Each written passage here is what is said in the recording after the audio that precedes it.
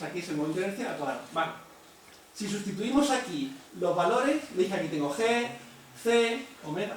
Si sustituyo aquí los valores para la Tierra emite 200 vatios de ondas gravitacionales. Esto para que os hagáis una idea de lo débiles que son las ondas gravitacionales y lo difícil que es detectarlas y el mérito que tienen estos físicos experimentales al haber hecho.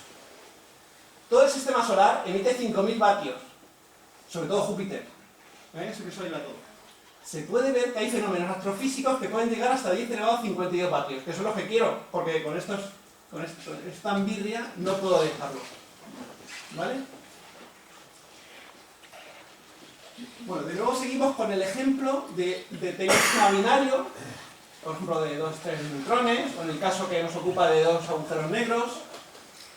Pues ya tengo una onda gravitacional. Una onda es como una onda, tiene una piedra en un estanque y se producen las olitas. O si queréis en la playa, las olas, la amplitud de la ola es la altura de la ola sobre el promedio, ¿de acuerdo? Entonces me pregunto, típicamente, ¿cómo es la altura de la perturbación? Estamos perturbando, es decir, un seno o un coseno. ¿Cuánto es la altura? Bueno, pues se puede estimar, fijaros, esta fórmula. M es la masa del Sol. Entonces, si tuviéramos un sistema binario formado por 2 estrellas de la masa solar, con un periodo de 1 hora, y situados a 100 parsec, un parsec son 3,26 años luz, es decir, lo que recorre la luz en un año luz, lo que recorre la luz en un año, pues tendríamos una amplitud de 10 elevado a menos 21. Y esto precisamente es lo que se ha medido, ¿vale? Fijaros, es lo que decía. Cuando llega la onda gravitacional, el teorema de Pitágoras ya se modifica, fijaros. El teorema de Pitágoras es la hipotenusa es igual a la suma de los catetos al cuadrado. Hx igual a 0, h igual a 0. Cuando entra la onda gravitacional se modifica el teorema de Pitágoras y en vez del 1 es 1 más h sub x, donde h es del orden de 10 a la menos 21 y la parte de la y al cuadrado es 1 más h sub y, donde h sub también es típicamente 10 a la menos 21. Si yo mido ahora una barra o una distancia, L, pues si lo mido antes de que llegue la onda gravitacional, mido L. Y me pregunto, ¿cuánto mide después? L'. Porque ya tengo otro teorema de Pitágoras. Pues la diferencia entre lo que mide después y lo que mide antes, lo llamo delta L, lo divido por L para ver el cambio, digamos, el tanto por ciento, y eso es proporcional a 10 a la menos 21. Es decir, tengo que medir distancias con una precisión de 10 a la menos 21. ¿De acuerdo? En el caso que nos ocupa, L es el brazo de un interferómetro que mide aproximadamente 4 kilómetros. Vamos a poner 10 kilómetros. 10 kilómetros son 10.000 metros. Si multiplicáis 10 a la menos 21 por 10.000 metros, son 10 a la menos 17. Para que os hagáis una idea, el diámetro, el radio de un protón es 10 a la menos 15. Entonces estamos midiendo centésimas de radios de protón con el aparato. Para que veáis un poco el contexto de la dificultad técnica que ha habido desde 1916, que propuso Einstein las ondas gravitacionales, hasta el día de hoy. Había mucha gente que pensaba que esto era del siglo XXII, no del siglo XX. O del siglo XXI, estamos en el XXI ya. Entonces, digamos, este es el punto clave. Tengo que medir cosas 10 elevado a menos 21. Bueno, pues aquí tenéis una onda electromagnética. Una onda electromagnética es una onda transversal. ¿Eso qué quiere decir que es una onda transversal?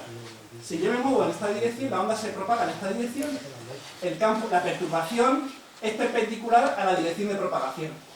En este caso. ¿Veis? Aquí tenemos la onda que se mueve en esta dirección, el campo eléctrico, el E, y el campo magnético, que son perpendiculares uno a otro. Fijaros, si tengo aquí dos cargas, cuando llega la onda electromagnética, como llegan campos eléctricos, los campos eléctricos van a mover las cargas. ¿De acuerdo? La onda gravitacional, bueno, y bueno, también sabéis que en general no, la luz tiene dos polarizaciones. Bueno, venden las ópticas las gafas polarizadas. Las gafas polarizadas lo que filtran es una de las polarizaciones lineales. Hay dos polarizaciones. Y puedo elegir polarización lineal en el eje X, o polarización lineal en el eje Y, o polarización circular a la derecha o izquierda, es decir, dos diferentes. Aquí tenemos polarización lineal en el eje, bueno, este es el eje Y, y hay otra polarización lineal en el eje X. Pues las ondas gravitacionales también tienen dos polarizaciones.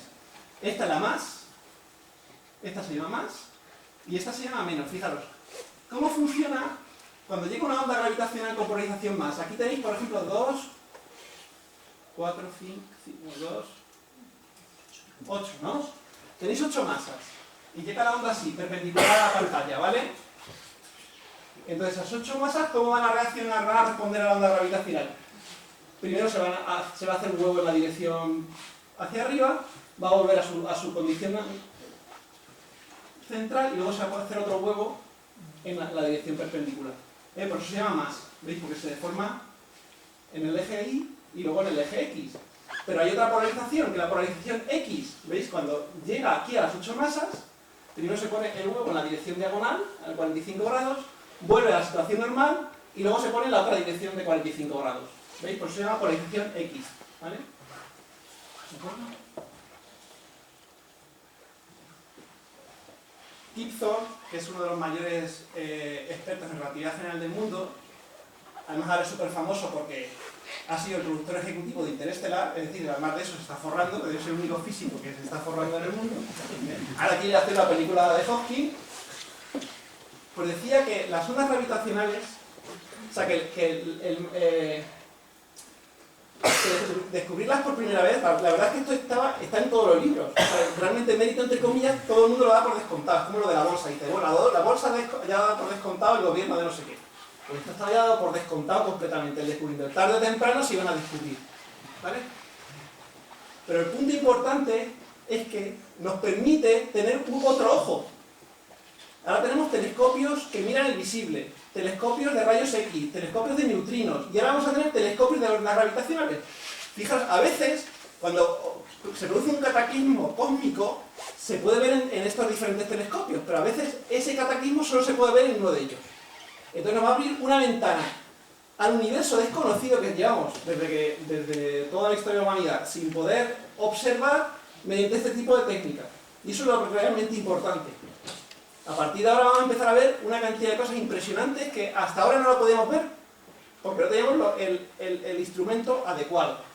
Entonces, por ejemplo, veis aquí, todo esto son ondas gravitacionales, aquí tenemos la frecuencia, el logaritmo de la frecuencia, y aquí tenéis los efectos, digamos, diferentes ejemplos de astrofísica que generan ondas gravitacionales para las frecuencias dadas. Fijaros, aquí la frecuencia es muy importante, porque cada detector tiene un rango de frecuencias. Por ejemplo, el LIGO pues, trabaja muy bien alrededor de 100 hercios, 1 kilohercio. ¿Por qué? Porque se evita, por ejemplo, terremotos, que se sabe que tienen menos frecuencia, más frecuencia, etc. Entonces evitan mucho ruido y focalizan. Hay otro tipo de detectores que funcionan muy bien en el régimen de hercios, ¿vale? Entonces, por ejemplo, interferómetros terrestres, pues el 10 elevado a 2, estamos hablando de 100 hercios, 1 kilohercio, pues supernovas, explosión de supernovas o estrellas de neutrones rotatorias. ¿Vale? Por ejemplo, interferómetros espaciales, pues esos pueden ver emisión de ondas gravitacionales en frecuencias del hercio y de 10 a la menos 2 hercios, y eso corresponde a objetos compactos capturados por agujeros negros supermasivos. Por ejemplo, fluctuaciones cuánticas en el universo primigenio, pues eso afecta a todo el espectro. No sé si os acordáis, el año pasado, hace 2 años, el experimento BICEPS, que dijeron que habían detectado las ondas gravitacionales en las fluctuaciones del fondo cósmico de microondas, que al final es mentira. Bueno, pues esto estaría aquí, ¿vale? Y simplemente porque al final lo que generaban esas fluctuaciones era simplemente el polvo cósmico, no lo habían tenido en cuenta. El polvo cósmico, y ellos asumieron que el polvo cósmico, pues no. Y al final se ha demostrado que el polvo cósmico generaba la misma señal que veían ellos. ¿Vale? Entonces, por ejemplo, este es el siguiente ejemplo que vamos a ver. Por ejemplo, un sistema binario de púlsares, que son estrellas de neutrones, que es la primera detección indirecta. Por eso ya digo que esto estaba descontado. Incluso le dieron el premio Nobel en 1993. O sea, desde el punto de vista de la física, todo el mundo sabía que había ondas gravitacionales y se comportaban correctamente. Tenemos un pulsar binario, es decir, 2 estrellas de neutrones girando una alrededor de otra. Y lo que ven es el periodo con el radiotelescopio. Entonces aplican, fijaros, como el sistema binario está perdiendo energía en forma de ondas gravitacionales, cada vez el radio de las órbitas disminuye. En el caso de la Tierra tardaremos 10 elevado a 23 o 10 elevado a 30 años en caer al Sol debido a la pérdida de los 200 vatios de ondas gravitacionales. Otro ejemplo, si os acordáis, es el átomo de Rutherford. Tengo un electrón dando vueltas alrededor de un núcleo, ese electrón está acelerado porque está en una órbita circular, emite radiación electromagnética, por lo tanto pierde energía y baja la órbita y va bajando, hasta eventualmente cae en el núcleo. Por lo tanto, no hay átomos no hay átomos estables en el átomo de Rutherford. Pues aquí pasa lo mismo. Entonces aquí tenéis los datos experimentales y aquí tenéis la curva de la relatividad general de Einstein. ¿Veis? Perfecto. Pero vino a ver en 1993. O sea que tampoco había ninguna duda. Pero esto es una detección indirecta. Es decir, tengo un sistema que se está comportando de una manera, asumo la relatividad general y eso me explica el sistema. Pero eso no quiere decir que yo tenga una detección directa de la onda gravitacional, como ha sido el caso ahora. Bueno, pues paso a describir el experimento LIGO, que la E es de láser, la I de interferómetro, la G de onda gravitacional y la O de observatorio. Aquí tenemos el primer observatorio en Seattle, cerca de Seattle, en Washington, y el segundo aquí, 3.000 kilómetros de distancia. ¿Por qué se ponen dos observatorios? Pues en caso de que se vea una señal espúrea, se verá en un observatorio, pero no se ve en el otro observatorio, están a 3.000 kilómetros de distancia. Solo cuando haya una simultaneidad de señales ya me empieza a mosquear. Digo, esto ya puede ser verdad. Y veis, lo que son, en forma de L, dos interferómetros, en este caso, en el caso americano, de 4 kilómetros de longitud. O sea que el L que tenemos aquí son 4 kilómetros. ¿Vale? Y tengo que tener un delta L dividido por L 10 a la menos 21. Bueno, como hemos hablado de Galileo, yo mi primera estancia de investigación cuando estudiaba la tesis fue en Pisa, vivía en una residencia, en una pensión cerca de a 4 o 5 minutos de la torre. Bueno, pues en Pisa está el Observatorio Europeo de Ondas Gravitacionales. Desgraciadamente, a 4 o 5 kilómetros de Pisa, aquí está. Para que está cortado, la foto está cortada, pues estos son 3 kilómetros. ¿Veis aquí? 3 kilómetros para allá y 3 kilómetros para acá. Este es el interferómetro. Ahora describiré el interferómetro en detalle. Otros observatorios, el TAMA 300 en Japón y el G600 en Alemania. Desgraciadamente, Virgo estaba haciendo la actualización y la mejora de equipos cuando ha llegado la onda gravitacional. Por lo tanto, no ha podido detectarla porque, digamos, estaba fuera de servicio. ¿Vale? Pues solamente los observatorios americanos lo han podido detectar.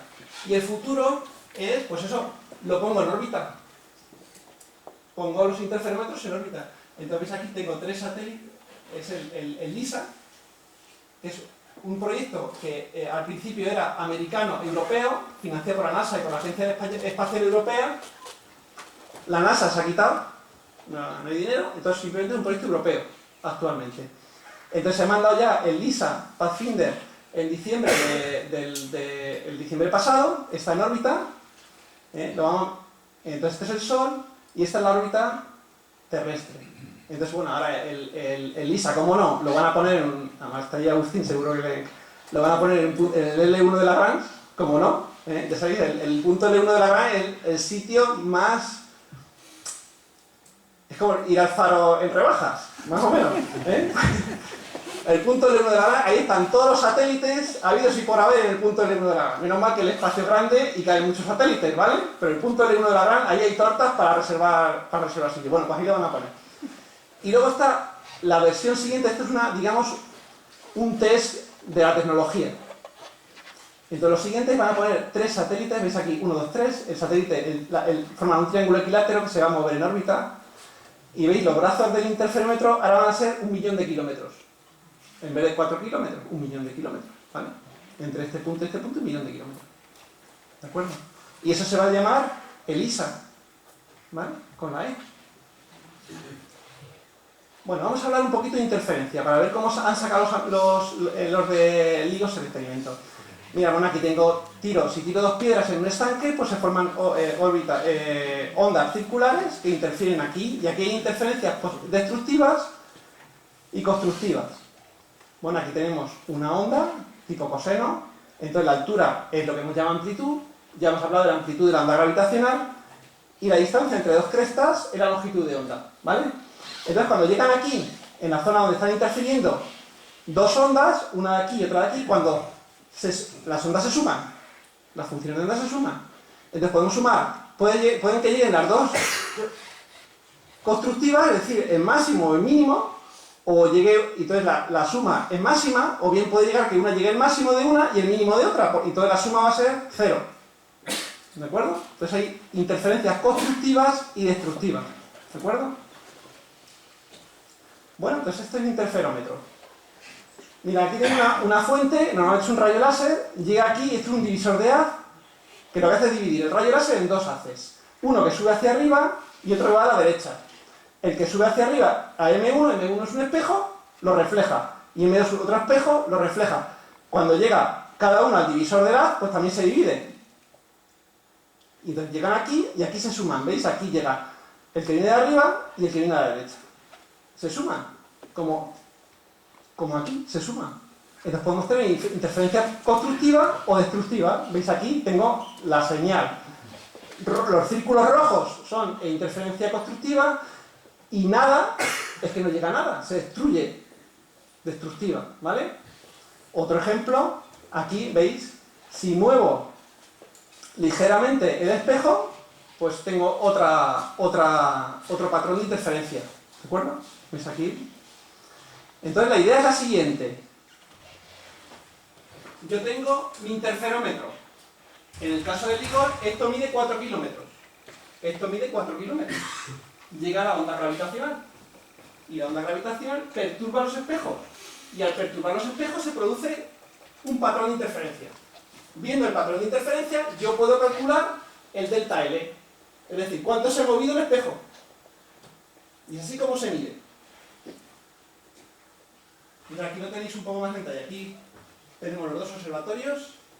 Tengo aquí 4 kilómetros. Bueno, realmente no hay dos espejos, hay 4 espejos. ¿Por qué hay 4 espejos? Mira, estos espejos de aquí son completamente reflejantes, completamente. Y estos parcialmente reflejantes.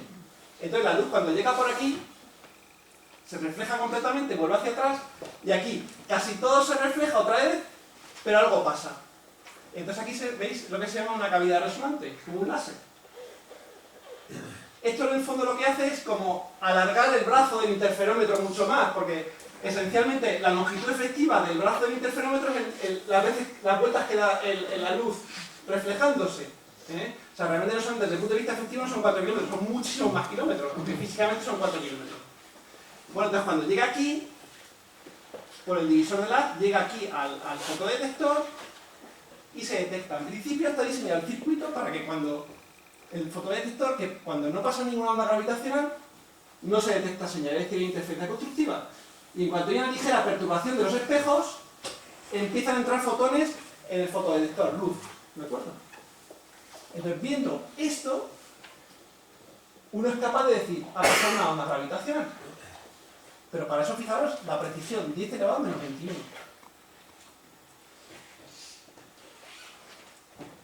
Bueno, lo primero que hacen los americanos es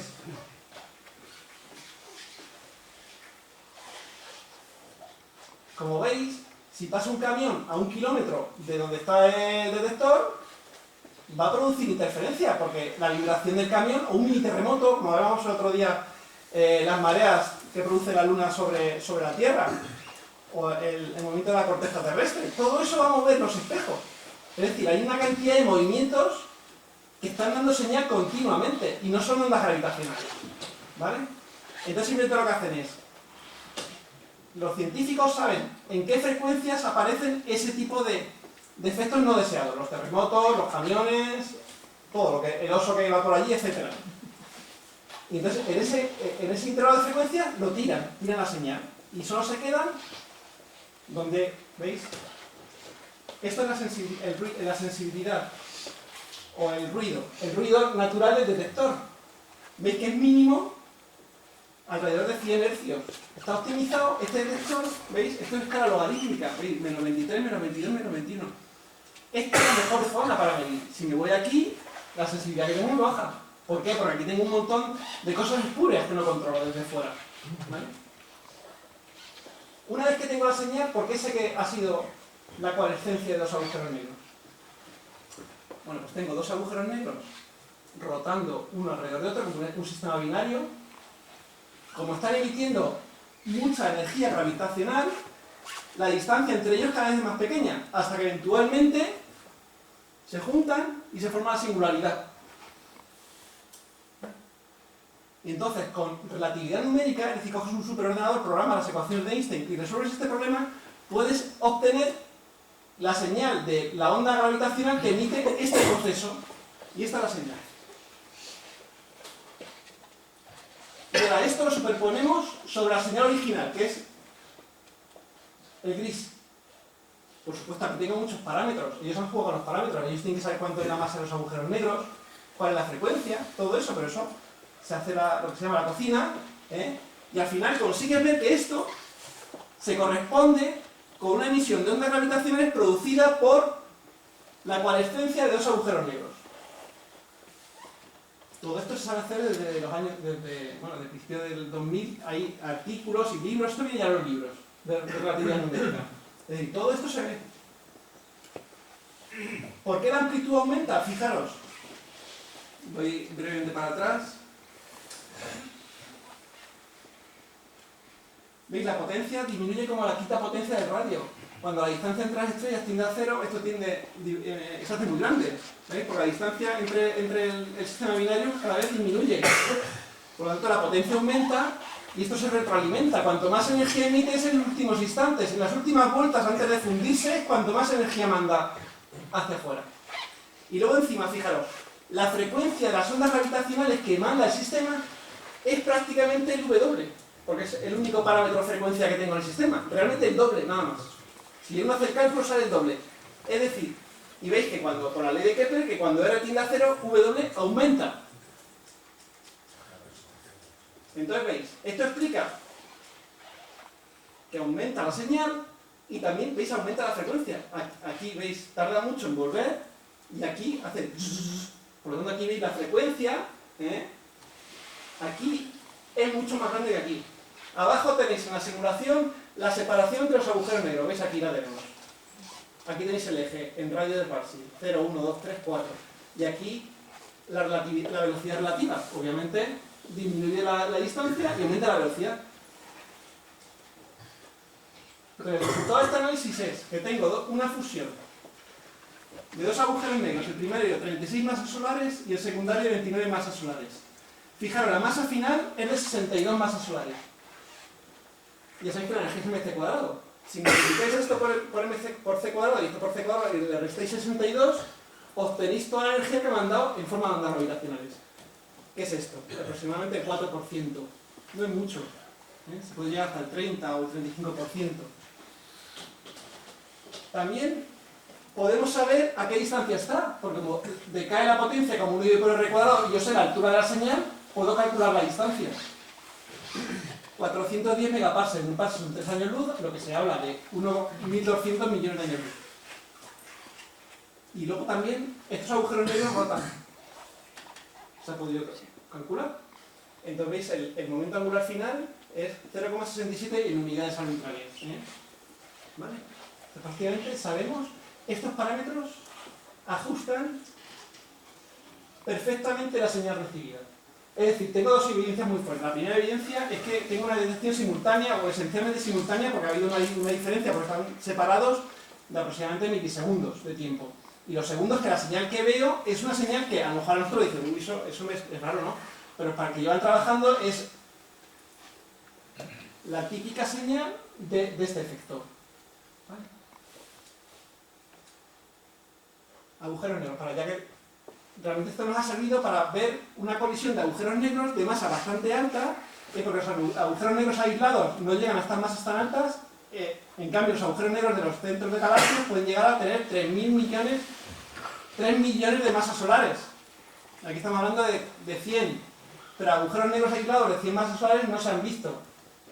Y este es el primero, y además hemos visto una fusión en directo, la primera vez en la historia. Fijaros, los agujeros negros normales es una singularidad, en R igual a 0, y luego tengo el horizonte de sucesos. Esto es lo que se llama el radio de Parsi. Todo lo que entra aquí no puede salir. ¿Vale? Esto es muy sencillo. Fijaros, en la terminología de agujeros negros, cómo se nombran las cosas es muy divertido. Primero hablamos de agujeros negros. ¿Vale? A Wheeler, que era un tío bastante conservador, en Física al Premio, cuando le mandó el primer artículo con esa terminología, se lo rechazaron. Por un poco obsceno, agujeros negros, ¿vale? Luego, fijaros, luego hay un teorema que dice que los agujeros negros no tienen pelo. Esto es lo que viene en la literatura, ¿eh? Que quiere decir que independientemente de cómo se forma el agujero negro, imaginad un colapso estelar, independientemente de cómo se produce, al final lo único que te cuenta es su masa, su carga y su momento angular.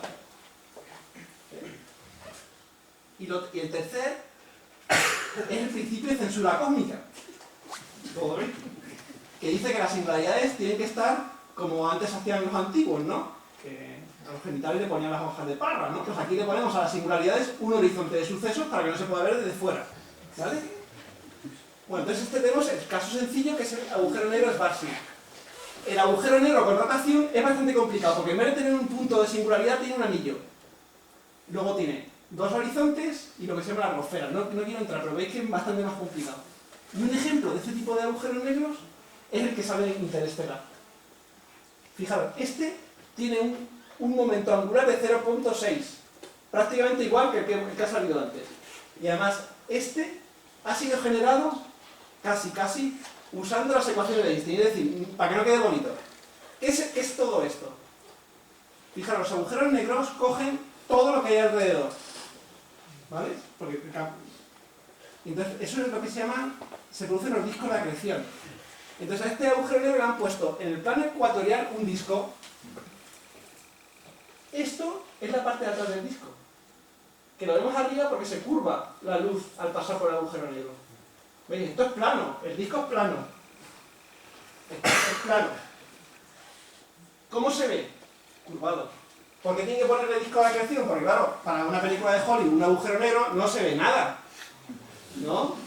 Entonces hay que poner un disco de acreción para darle un poco de emoción, ¿vale? Y así como se veía. Y bueno, esto es la última transparencia. ¿Y dónde ha sucedido la colisión? Fijaros, como solamente hay dos observatorios, la resolución angular es muy mala. Es como cuando miramos con los dos ojos. Solo tenemos los dos ojos, cerramos uno, abrimos otro. El paralaje de los ojos.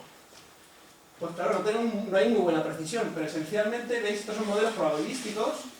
Esencialmente, esta es la región del cielo donde probablemente colisionaron a 1,3 millones de años luz los dos agujeros negros. ¿Veis? Aquí cerca de Canopus, SMC, Canopus. Y aquí tenemos el Sol y la Luna justo en el momento que se detectó la onda gravitacional, simplemente como curiosidad. Y nada, muchas gracias por su atención.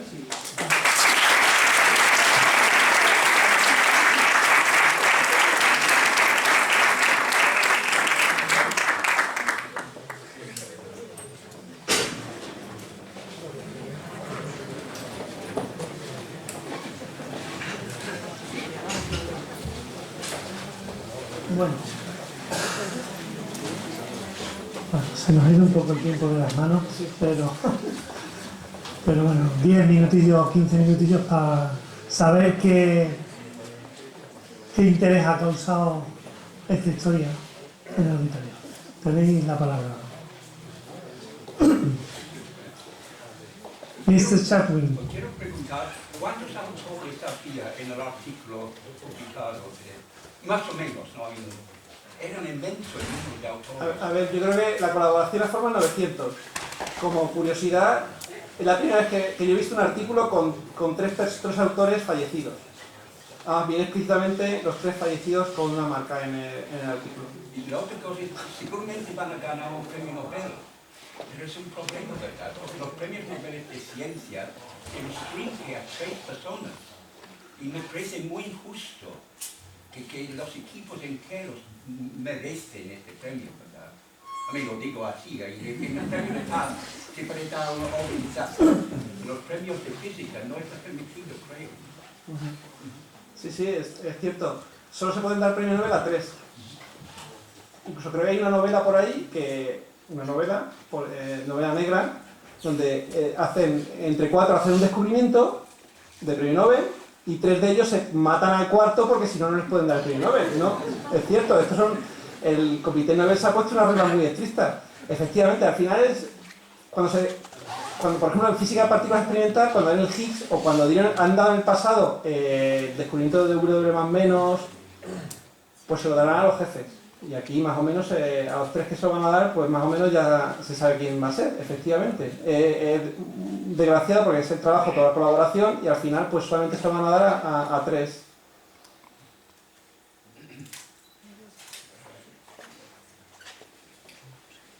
Más preguntas.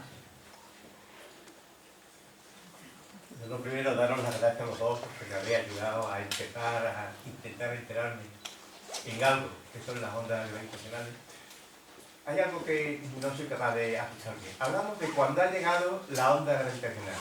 Como si fuera durante un corto periodo de tiempo, llega la onda y ya está ido, ¿no? En principio, por lo que estoy intentando querer entender, si hay dos agujeros negros, por ejemplo, que tienen mucha masa y que varían la distancia entre ellos, como has explicado con las dos pelotas, deberían estar emitiendo ondas gravitacionales.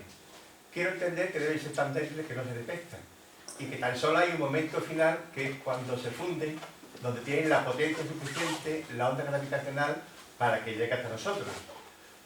Pero de todas formas, esa onda gravitacional cuando llega, ¿qué tiempo dura?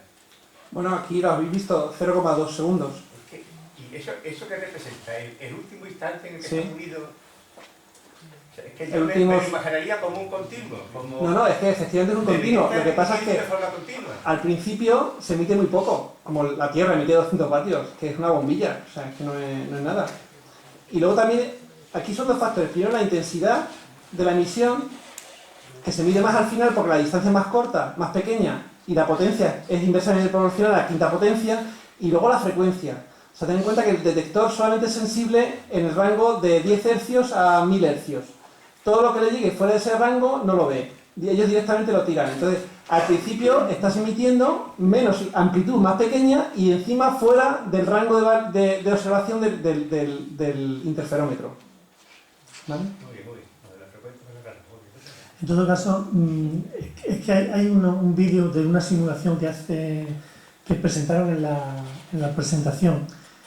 En esa simulación se ve la aproximación de los dos agujeros negros y se ve la onda, se simula en la amplitud del plano en el que está produciendo la colisión, la onda cómo va creciendo hasta que se funden los dos agujeros negros y entonces el estímulo desaparece. El estímulo en esa intensidad desaparece. Y lo que ves es una onda circular, que el equivalente en una cuerda sería que tú puedas pegar un tirón así, ¡fum! Y la onda que produce en el golpe de excitación es una onda que se transmite, pero si tú pegas a mano quieta, a partir de ella no se transmite nada. La onda se desplaza en el periodo, un paquete de ondas. No sé si la imagen te sirve. No me vale mucho. Yo entiendo que la onda es continua. Lo que pasa No, es que nosotros no nos llega o porque la potencia no es suficiente o porque es de una frecuencia que nuestro detector no la determina. Pero tiene que ser continua. No puede ser paquete de onda. Es un paquete de ondas. En el momento que se produce el agujero negro, es que no tenemos el internet, no tenemos No, internet. pero si no hace falta que En el momento que se produce el agujero negro, aparece calma total alrededor. No se genera ninguna onda más. Se genera la onda propia del agujero negro, pero que no tiene amplitud suficiente como para... Pero claro, eso es. Es que la amplitud no es suficiente para que nos llegue y además es de una frecuencia que nuestro detector no la detecta. Pero que tiene que haber emisión de onda gravitacional durante todo el periodo anterior, ¿no? Por lo que he querido entender, si me estoy enterando. Ahora, por ejemplo, con el ELISA, con ELISA, en vez de empezar con 10 hercios o 100 hercios, que es el mínimo de LIGO, pues vamos a ir a 0. A una centésima, a una décima de hercio. Entonces ahí tenemos más sensibilidad de detector y tenemos otra zona, digamos, son complementarios. No es que el ELISA en órbita sea muchísimo mejor que el LIGO, simplemente son complementarios. Uno va a trabajar de 0,01 hercio a 10 hercios y otro va a trabajar muy bien de 10 hercios a un kilohercio. Pues lo que nosotros detectamos va a durar más tiempo, porque Sí. detectamos más frecuencia. Sí,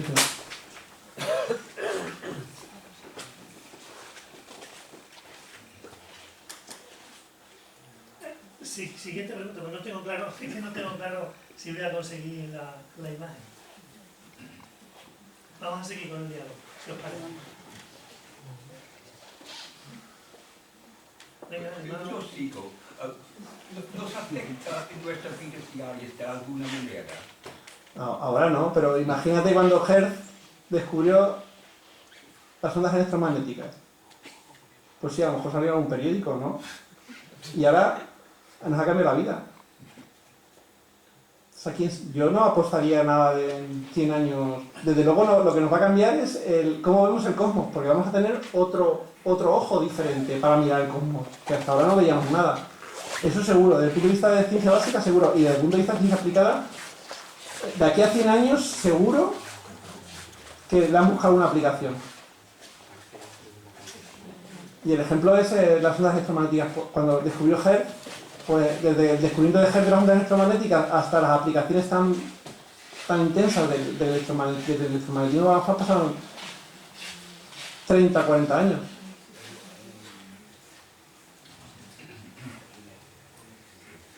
Estoy intentando integrar lo que nos habéis contado los dos.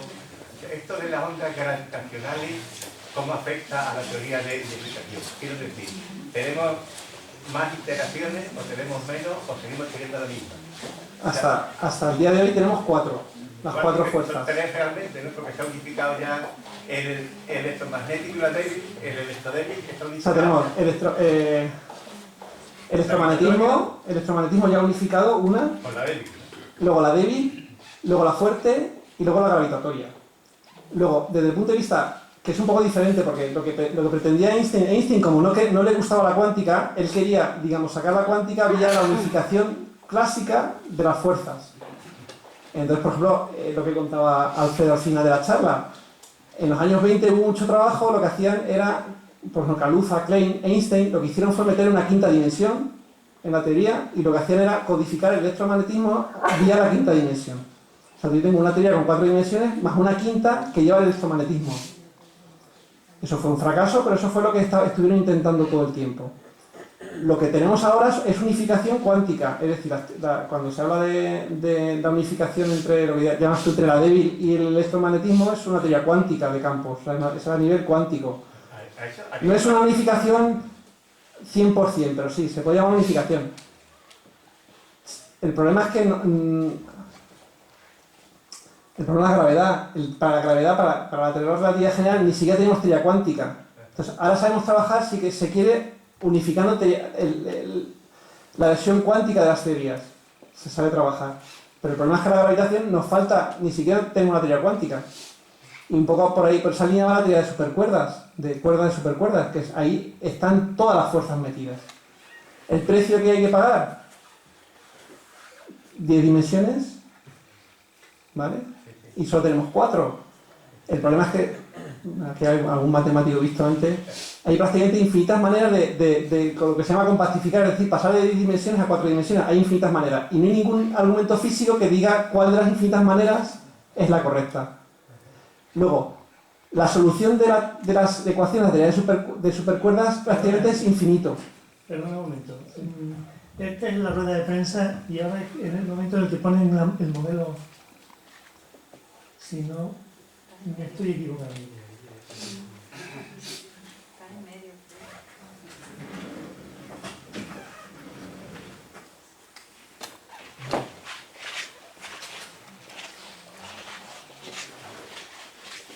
Las partes claras son las de más intensidad.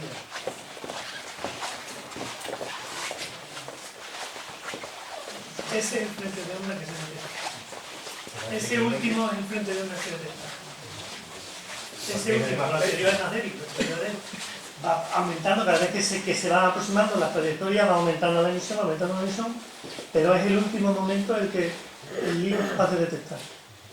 Y eso es prácticamente como un paquete de ondas. A partir de ahí hay calma que tampoco es calma. Pero... Bueno, ya que me has despertado otra curiosidad. O sea que entonces tenemos las 4 interacciones, ¿no? Sí. Digamos la electromagnética y la de Fermi. Seguimos teniendo 4. Cada cual con su partícula, el gravitón, el fotón, etc. Y el bosón de Higgs puede interpretarse como que hay otra interacción más. ¿Cuál es tu opinión? No tiene nada que ver. Precisamente el bosón de Higgs lo que hace es unificarte, entre comillas, la débil y la electromagnética.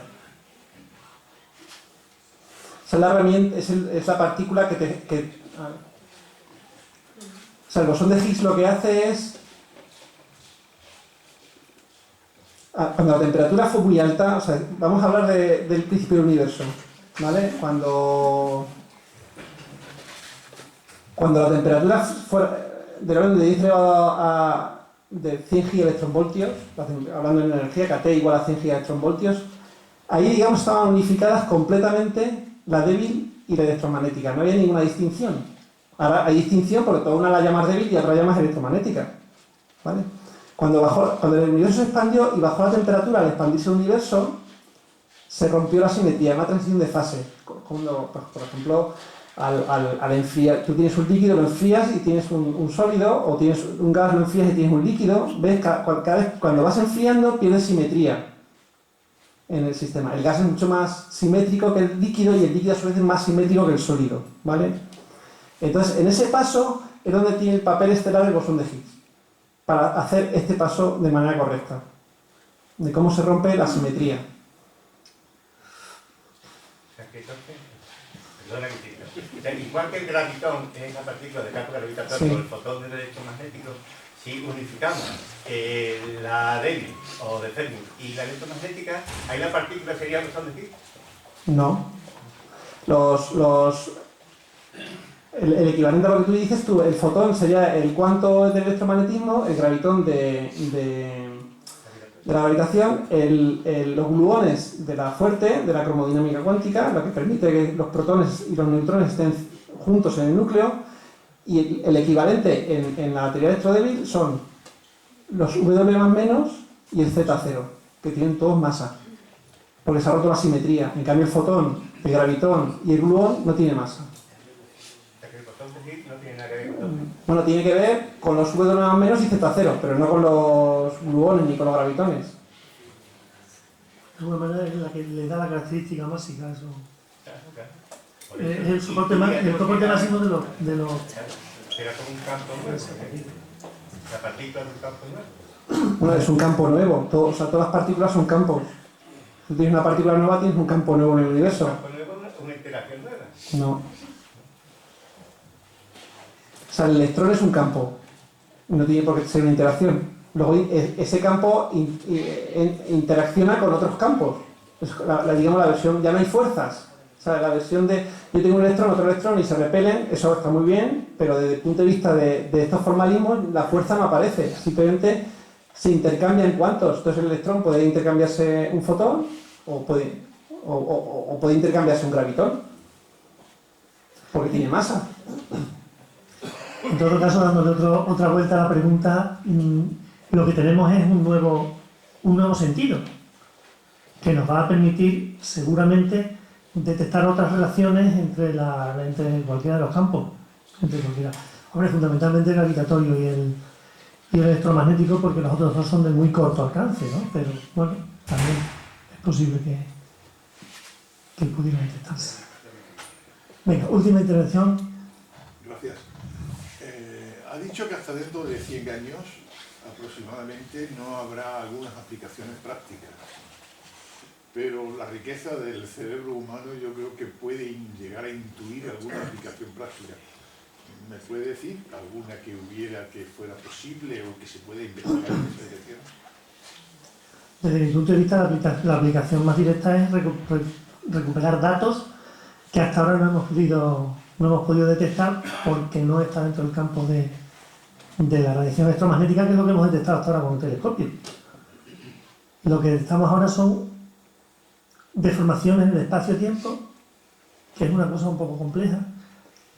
Comentaba con Juan Jesús el otro día que de hecho hasta en la comunidad científica se habla de que tenemos un oído. Eso no son ondas sonoras ni de lejos, son deformaciones en el espacio-tiempo, que es una cosa mucho más complicada. O sea, somos nosotros mismos los que estamos ante una onda gravitacional del lado gordo, nosotros mismos.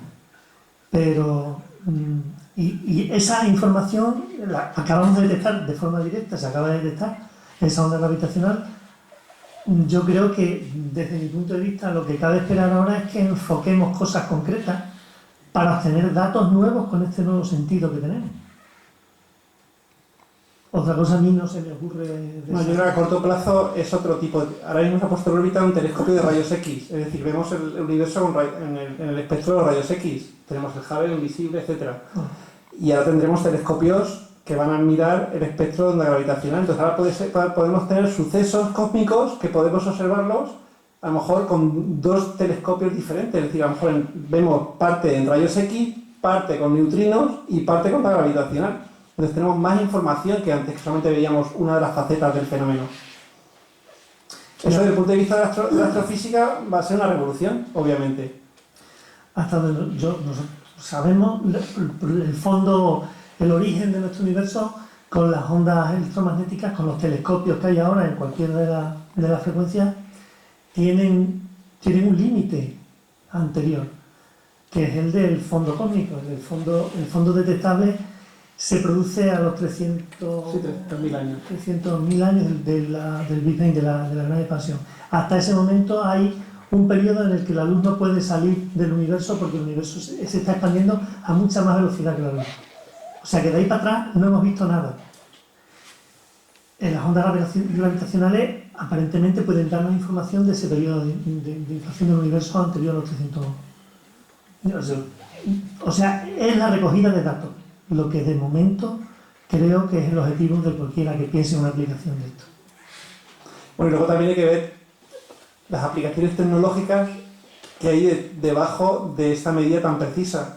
Esas aplicaciones de tecnología, de altísima tecnología, se van a traspasar al mundo civil, digamos, al mundo no científico, ya, seguramente.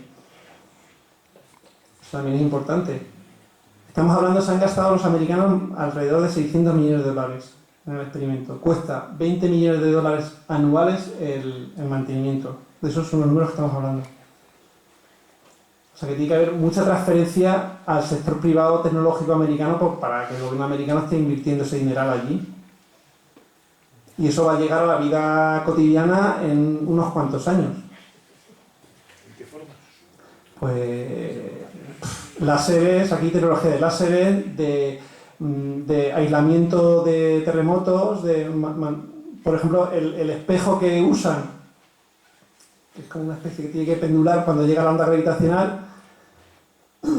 Antes, en el sistema antiguo, tenían el espejo colgado con hilos de acero del techo, si se quiere, ¿no?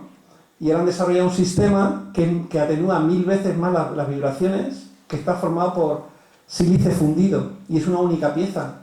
Pues yo eso, vamos, no sé, eso seguramente en 2 o 3 años, o 4 o 10, hay alguna aplicación de antiterremotos o lo que sea, en un mismo tren para amortiguar las vibraciones. Seguro hay aplicaciones. O sea, al final esto, uno no tiene una bola de cristal. Uno no, es como, a ver, decía Pepe Díaz Bejarano que había en Alemania un catedrático de futurología, ¿no? Pues todo lo que yo diga no se va a cumplir, pero de lo que no estoy diciendo se cumplirá todo. Porque es muy complicado, pero lo importante es saber que esto va a tener aplicaciones. ¿Qué aplicaciones?